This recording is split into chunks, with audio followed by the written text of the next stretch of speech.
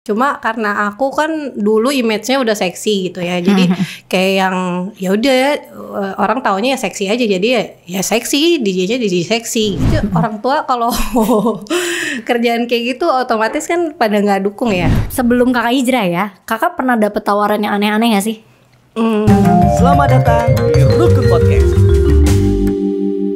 Assalamualaikum warahmatullahi wabarakatuh. Halo Sobat Rukun, balik lagi di Rukun Podcast. Kita akan bercerita tentang cerita hijrahku. Tapi sebelum itu aku mau ingetin buat kamu yang belum download aplikasi Rukun, bisa kamu download di Play Store. Dan di situ kamu akan mendapatkan konten-konten serta fitur-fitur yang membuat kamu melangkah lebih baik. Pada kesempatan kali ini di Rukun Podcast, saya sudah kedatangan dengan salah satu narasumber yang Masya Allah cantiknya luar dalam. Ini dia, halo, assalamualaikum Kak Zahra. Waalaikumsalam. Kak, gimana kabarnya, sehat? Alhamdulillah baik. Kamu gimana? Alhamdulillah. Kemarin lebaran dan puasa 1 bulan. Alhamdulillah puasanya lancar, ibadahnya. Puasa, tapi ya biasa wanita dalangannya. Iya pasti ada tamu bulanan yang nggak bisa kita lewatin gitu aja. Gimana Kak? Boleh perkenalan dulu sama sahabat Rukun? Lihatnya kemana sini? Sini. Halo, kenalin nama aku Zahra Jasmine. Jangan lupa follow Instagram aku. Tetap ya kakak promo ya. Ya kalau boleh aku juga jangan lupa follow Instagram aku ya. Kak, Ya. Kalau boleh tahu kesibukan kakak saat ini apa sih? Sekarang sih ya kayak gini aja. Maksudnya menceritakan kisah-kisah hijrah aku. Siapa tahu bisa bermanfaat buat pelajaran juga bagi orang-orang itu. Tapi aku mau flashback sebentar nih. Aku kan sebelum ketemu sama kakak hari ini dan kemarin itu, aku udah baca sempet profil kakak tuh, ternyata kakak tuh dulu seorang DJ. Kalau boleh tahu, kakak udah berapa lama sih jadi seorang DJ? Dulu itu DJ aku sekitar 3 tahunan. 3 tahun. Dari tahun? Aku lupa tahunnya. Pokoknya aku pakai hijab kurang lebih sekarang udah 3 tahun. Dari 2018 kalau nggak salah sih. Nah sebelum itu aku DJ. Jadi 3 tahun sebelum 2018 aku nge-DJ. Aku tuh sebenarnya kepo. Karena aku nggak pernah masuk ke dunia-dunia seperti itu ya. Aku mau tanya, sebenarnya dunia DJ itu kayak gimana sih? Gimana ya? Yang pasti yang nggak boleh sih, yang nggak boleh di agama kita ada di situ gitu. Hingar-bingarnya, terus apa sih pergaulannya kayak bebas itu deh. Gitu. Tapi kan aku suka ngeliat nih Kak, DJ maksudnya entah itu di YouTube, entah itu di TV atau di sosial media mana kan DJ tuh ada yang beda, ada yang modelannya agak seksi, ada yang tertutup, ada yang gimana. Itu kakak masuknya ke yang mana tuh? Kalau boleh tahu. Oh, emang ada banyak ya, itu sih lebih ke packagingnya aja kali ya. Cuma karena aku kan dulu image-nya udah seksi gitu ya, jadi kayak yang ya udah orang taunya ya seksi aja, jadi ya seksi, DJ-nya DJ seksi gitu. Tapi sebenarnya salah satu sisi yang positifnya dari DJ itu tuh, DJ itu nggak gampang loh, susah. Dia harus sekolah dulu, harus belajar itu tuh susah. Itu aku aja waktu itu sekolah mesti 6 bulan. 6 bulan? 6 bulan baru bisa. Ini mixing sendiri. Selama ini kakak, sebelum kakak hijrah ya, kakak pernah dapet tawaran yang aneh-aneh gak sih? Tawaran yang aneh, tawaran pekerjaan gitu. Jadi gini, aku cerita sedikit ya. Aku boleh. Sebelum DJ itu, aku kan model. Terus model itu aku film Pulau Hantu dulu. Nah terus di Pulau Hantu kan image-nya semuanya seksi film itu. Nah dari situ aku yang masih bener-bener labil lah, orang masih sekolah gitu kan. Ditawarin lah foto untuk majalah seksi gitu. Ya aja kan. Jadi image muncul seksi itu dari situ sih sebenarnya, dari film itu, dari foto majalah itu kan waktu itu buat covernya. Jadi kesananya image-nya jalan terus. Akhirnya untuk mematahkan itu tuh diselingin pas DJ itu aku syuting FTV. FTV kan kebanyakan jadi anak sekolah ya. Ya itu maksud aku supaya image seksi aku nggak terlalu ini banget gitu. Tapi seiring berjalannya waktu setelah itu hilang. Iya. Dan ditambah kakak sudah berhijrah seperti sekarang. Alhamdulillah. Suka dukanya apa Kak selama nge-DJ itu? Wah banyak, nggak bisa diceritain 3 tahun. Banyak banget deh pokoknya. Banyak banget. Terus sebelum kakak masuk ke dunia DJ ini, apa yang memutuskan kakak, yaudah deh aku mau nge-DJ deh gitu? Oh, waktu nge-DJ itu emang mau cari uang. Kebetulan aku juga suka musik waktu itu. Itu aja sih, nggak muluk-muluk. Tapi kan banyak banget nih Kak, teman-teman mungkin sahabat rukun yang nggak tahu sebenarnya tuh dunia DJ tuh di luaran sana seperti apa sih? Ya jadi kayak kebalik gitu, pagi jadi siang, siang jadi gimana sih? Siang jadi malam. Ya pokoknya kebalik lah. Siangnya itu di malam hari. Ntar pas orang-orang udah bangun beraktivitas, kitanya malah tidur gitu. Jadi kayak dunianya kebalik gitu. Tapi Kak, mungkin ini proses masa DJ kakak itu kan sebelum kakak berhijrah nih. Tapi selama kakak menjadi seorang DJ itu ada gak sih omongan-omongan yang kurang baik terhadap kakak sendiri? Ya banyak ya kan. Menurut aku tuh orang lain mau ngelihat kita ya, mau mikir kita ya mau-maunya orang lain ya, karena lihat covernya doang gitu. Jadi aku tentang omongan itu sih juga nggak ambil pusing sih. Pasti karena kita kerja di dunia malam pasti banyak sih omongan-omongan negatif sih, banyak banget. Tapi selama ini kakak terima gitu aja? Ya selama itu nggak bener. Terus untuk apa juga dilawan kalau orang itu juga nggak suka sama kita, toh otaknya juga bakal nggak suka. Kita mau kayak gimana ngebela diri juga nggak bakal ngerubah ini dia, pasti mindset dan perspektif dia terhadap kakak sendiri. Tapi awal mulanya gimana sih Kak? Awal mula benar-benar ya udah deh aku mau mutusin untuk, selain kakak tadi mau jadi DJ itu karena hobi musik dan emang mau cari uang, tapi selain itu ada reason yang lain gak sih? Enggak ada. Emang kalau sebagian besar sih emang mau cari uang gitu. Karena kan waktu itu kan aku syuting-syutingnya. Terus karena kayak syuting tuh lama. Oh, cairnya lama ya. Mohon maaf. Cairnya lama. Jadi ya. Kalau DJ itu kan kayak yang cepet terus agak banyak gitu. Terus ya udah. Jadi kalau DJ itu kita udah kerja terus selesainya udah dibayar. Kadang sebelum kita kerja aja udah dibayar. Udah di payment di awal ya. Jadi kayak ya udah deh, ya ini udah dibayar nih, semangat nih kerjanya gitu kan. Tapi Kak, balik lagi nih. Orang-orang kan berpikiran bahwasanya DJ itu salah satu pekerjaan yang kurang bagus gitu atau kurang baik. Apakah orang tua kakak, misalnya ayah atau ibu kakak tuh setuju saat kakak proses DJ itu? Karena aku waktu itu kan udah selesai sekolah juga kan. Jadi udah kayak selesai sekolah aku kayaknya udah nggak izin mau kerja di mana ya, karena kan udah nyari uang sendiri. Terus tahu-tahu taunya aku DJ aja. Udah nggak bisa apa-apa kan, udah taunya DJ. Udah lagi bengal-bengalnya, lagi labil-labil. Oh, udah seiring berjalan waktu baru tahu orang tuanya. Iya, mau nggak mau ya udah terima aja. Lagi juga kan zaman saat-saat itu kan dibilangnya juga nggak bisa kan. Tapi itu di usia berapa sih Kak waktu kakak DJ itu? Ya 20-an gitu. Oh 20-an ya. Tapi saat itu orang tua support gak pas ketika mereka tahu, aduh anak saya ternyata gak DJ ini perempuan. Tapi support gak? Kalau perasaan dalamnya sih nggak tahu ya, pasti orang tua kalau kerjaan kayak gitu otomatis kan pada nggak dukung ya. Iya, kita kan cuma lihat cover doang juga, terus nggak bicara dari hati ke hati juga. Jadi aku nggak tahu, tapi aku yakin semua orang tua sih pasti nggak setuju ya.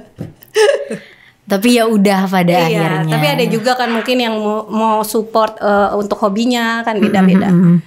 Dan selain dari sisi kakak yang udah sebelum hijrah ini pekerjaannya adalah DJ, aku mau tanya nih Kak, mungkin agak sensitif gitu kan.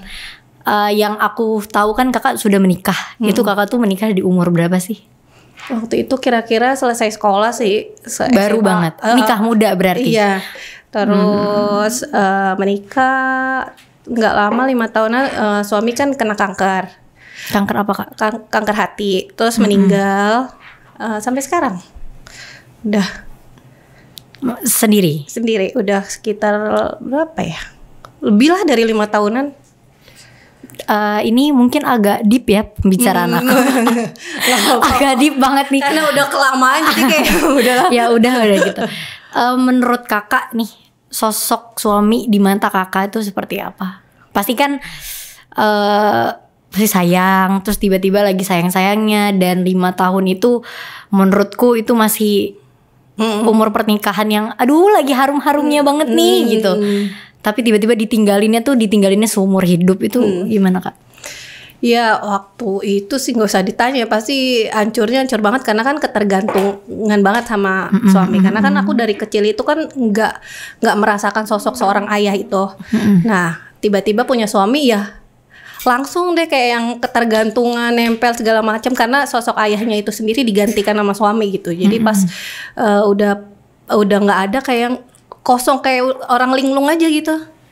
Biasa aja gitu kayak aku nggak tahu nih kedepannya bakalan apa iya gitu. gitu. Dan karena masih muda juga nggak tahu apa yang harus diperbuat gitu. Terus yang membuat kakak pada akhirnya ya ini kan udah pasti mereka suami kakak kan makanya pasangan kita pergi ninggalin kita kan. Apa yang membuat kakak untuk ayo bangkit lagi gitu? Gak bisa gini aja loh, hidup kita tuh gak bisa gini aja gitu. Itu seiring waktu berjalan sih sebenarnya. Dari suami meninggal pun itu kan usianya juga masih muda ya. Jadi kayak yang seiringnya berjalan sampai tiba-tiba punya titik sendiri, dapat hidayah sendiri. Maksudnya hidayah sebenarnya menurut aku datangnya setiap hari ya. Kapanpun dimanapun Allah tuh kasih sebenarnya. Cuma kitanya aja tuh kadang bodoh, nggak mau jemput, nggak mau apa, kadang nggak gitu. Jadi pas bener-bener dapat ke kita, terus kita kayak yang sadar. Emang kadang manusia tuh perlu sakit hati dulu untuk mengetahui keberadaan Tuhannya. Tapi benar itu, itu benar. Iya, itu salah satunya sih yang membuat aku kayak yang dari kemarin gue kemana aja gitu. Kenapa baru sekarang gitu kan? Tapi Kak, ada nggak sih pesan dari suami atau perjalanan kakak selama 5 tahun itu yang sampai sekarang nih kakak inget banget dan nggak akan kakak lupain? Sebenarnya dia meninggal itu juga nggak tahu sih, maksudnya. Dia sendiri tuh kayak yang belum mau meninggalkan, jadi nggak ada pesan kayak yang ntar juga kerja gitu, ntar dia ini, jadi benar-benar nggak ada pesan. Dan waktu itu pas meninggal juga aku lagi di rumah kan, dapat telepon juga langsung kayak kaget gitu. Tapi dari suami yang kakak yang sudah meninggal ini, mohon maaf, udah punya anak kakak? Udah satu, laki-laki perempuan? Laki-laki. Namanya siapa? Fabian. Halo Fabian. Kalau kamu nonton video ini, ada mama kamu loh di sini. Manggilnya apa Kak? Dia kayaknya udah empet lihat. Setiap hari ketemu ya? Nonton dong, nggak mau, malah main game. Memang anak sekarang. Ya karena kalau misalnya apa-apa gadget kan. Apa Kak yang membuat kakak untuk bisa nguatin anak kakak nih? Kak, Fabian, papa kamu udah nggak ada loh gitu. Terus apa yang membuat kakak untuk ya udah dia sekarang jadi single mom aja dulu gitu? Alhamdulillah anak aku itu menurut aku ya, anak yang ditinggalin orang tuanya nggak usah kita ajarin juga kayaknya dia udah mengerti keadaan sendiri. Dan aku alhamdulillah banget, kayaknya anak aku nggak usah aku kasih pengertian, dia udah ngerti sendiri gitu. Jadi aku bersyukur banget sih. Tapi dia nanya-nanya gitu nggak sih Kak? Enggak, dia udah tahu. Jadi kayak nanti mamanya mau pasangannya siapa juga dia udah ikhlas aja. Ada nggak sih Kak satu momen yang menurut Kak Zara tuh, aduh anak saya ini sweet banget sama saya, bener-bener sweet banget, yang di umur dia yang sekarang misalnya nggak kebayang ternyata dia lakuin ini loh gitu? Kalau anak aku sama aku sih kayak temen sih jatuhnya, karena aku nerapin emang kayak karena pergaulan anak sekarang tuh kayak yang lebih gimana gitu cara ngomong, untuk masuk ke dalamnya kan agak susah tuh. Jadi aku bikin kayak sama dia tuh kayak temen, jadi dia nganggap aku tuh nggak sungkan, nggak mau cerita apa aja bebas gitu. Jadi pas dia sebenarnya bukan sweet ya, sebenarnya aku sih yang kayak gitu. Aku suka kadang-kadang kena ke hati kalau misalnya keluarga aku, kakak aku ngumpul gitu kan. Jangan ngomongin anak, kalau ngomongin anak paling sensitif tahu, males aku. Kenapa? Berlinang. Kenapa, gimana? Iya, jadi kalau kakak-kakak aku lagi pada ngumpul kan lengkap gitu ya orang tuanya gitu. Kadang aku tahu dia kalau ngomongin anak tuh aku cengeng. Ayo kita sediain dulu di sini. Abis ini jangan ngomongin anak ya. Nangis mulu kalau. Terus udah gitu. Ada satu momen kalau lagi kumpul keluarga. Kalau lagi pada ngumpul keluarga kan keluarga lengkap ya semuanya. Maksudnya saudara-saudara aku. ada punya anak-anak juga, anak-anaknya Mayanya dia tuh aduh.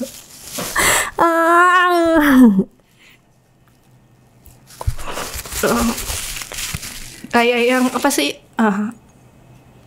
Kadang suka caper gitu, kayak minta perhatian gitu. Capernya aku tahu lah. Aku ikutan nangis.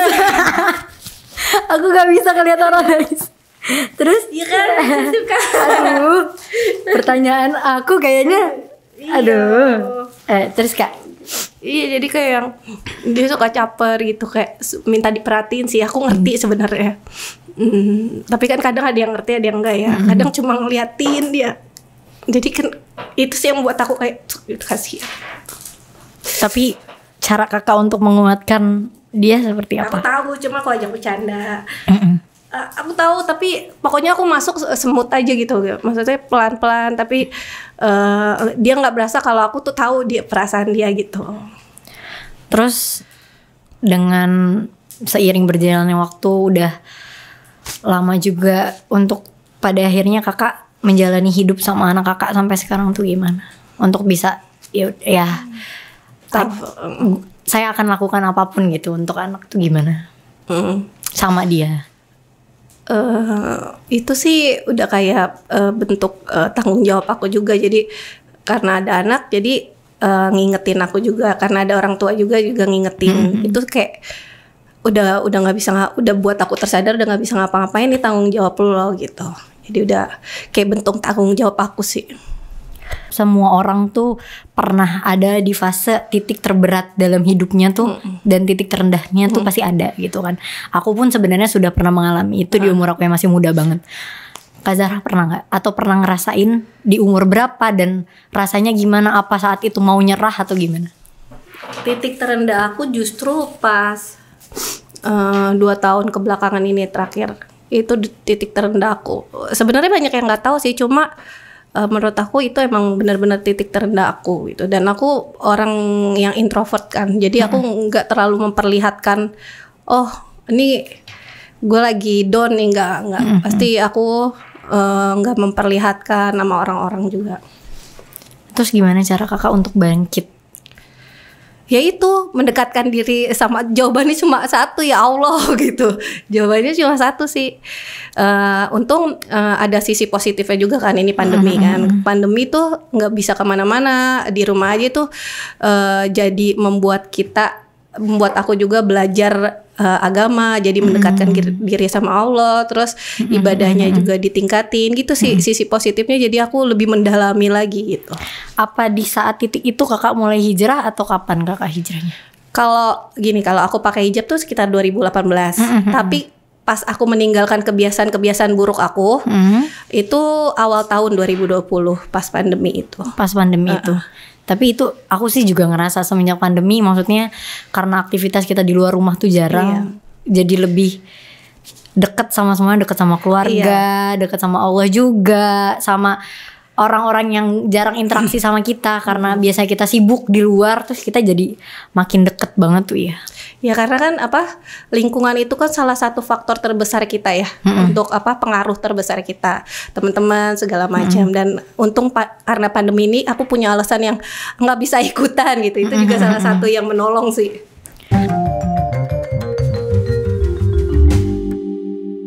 Sebelum aku berhijrah tuh aku bener-bener nol banget, nggak tahu apa-apa gitu. Jadi kayak pas belajar kayak yang, wah ini yang aku nggak tahu loh gitu. Teman-teman aku kaget kali ya. Tapi waktu awal-awal masih pakai kan, masih suasana lebaran enggak. Tapi lama-lama kok nggak dibuka lagi.